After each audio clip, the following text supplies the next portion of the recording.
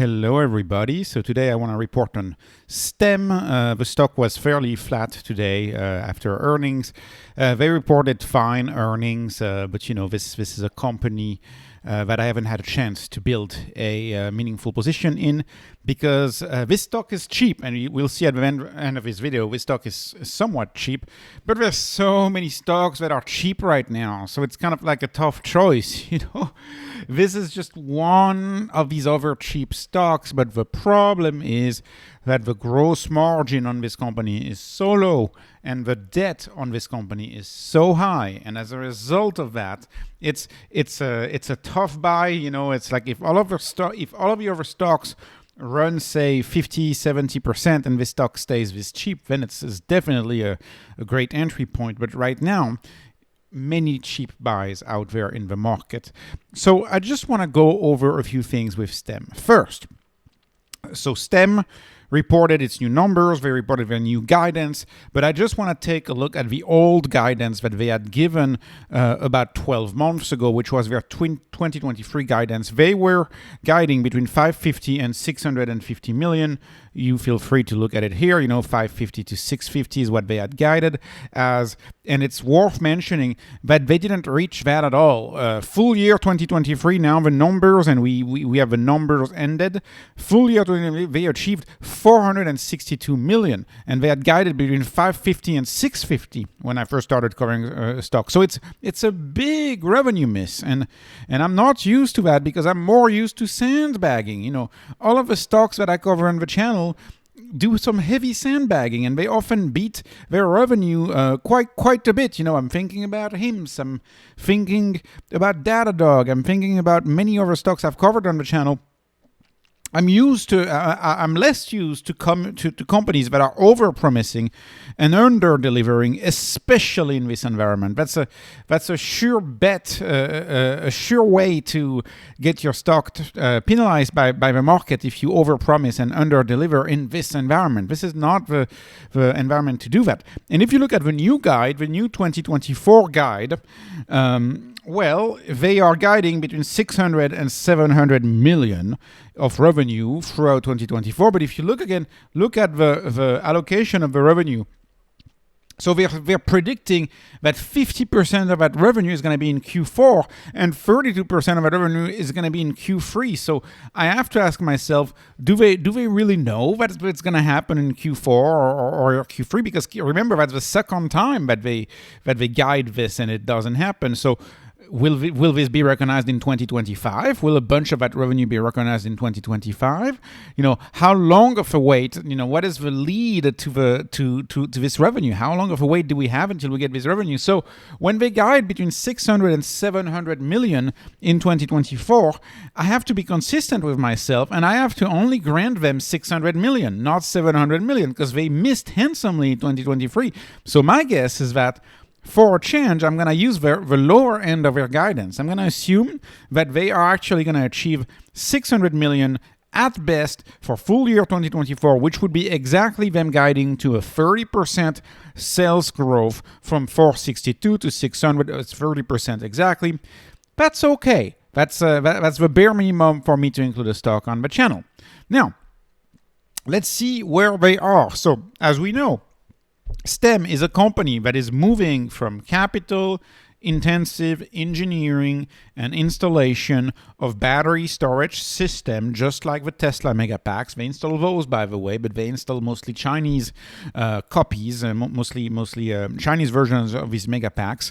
So much of the business is still the installation of these megapacks, but then they have an attach rate of their software, the Afina software, which includes many software offerings like Power Bidder, Event Manager. They have a lot of software that attaches to their hardware delivery.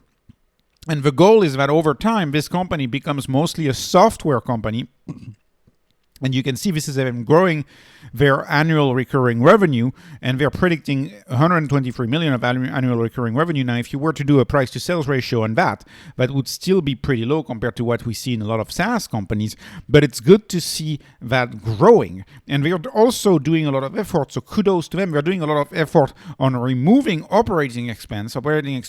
They're targeting something between 10 and 20% of revenue. You can see in 2021 and 2022, the operating expense was crazy. They also did a good job at reducing headcount and shifting the headcount to low-cost geographies. And so that's a 31% decrease in wages.